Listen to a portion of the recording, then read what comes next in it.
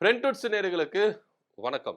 SP Velumani, CV. சண்முகத்துக்கெல்லாம் உங்களுக்கெல்லாம் அமைச்சர் பதவி கொடுக்க முடியாது அப்படின்னு ஸ்ட்ரிக்ட்டா விஜய் அவர்கள் சொல்லியிருக்கிறாரு. திமுக கூட்டணி கொடுத்த அழுத்தத்தின் காரணமா விஜய் அவர்கள் பேக் அடிச்சிருக்கிறாரு, பின்வாங்கி இருக்கிறாரு.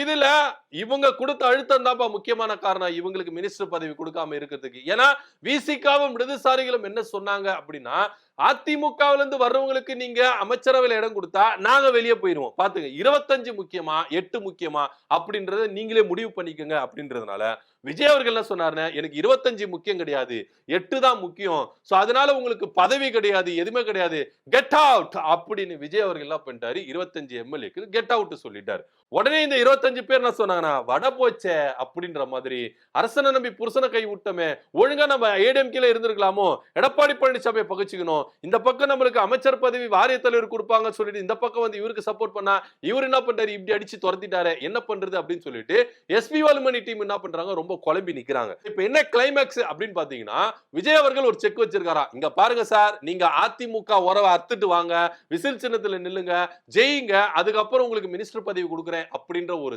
தகவல் இங்க அடிப்படுது. சோ இதனால எஸ்பி வேலுமணி டீம் என்ன பண்ண போறாங்க அப்படின்றதான் ரொம்ப எதிர்பார்ப்பா இருக்கு. இத பத்தியோட கருத்து என்ன அப்படி கீழே கமெண்ட் பண்ணுங்க. நன்றி, வணக்கம்.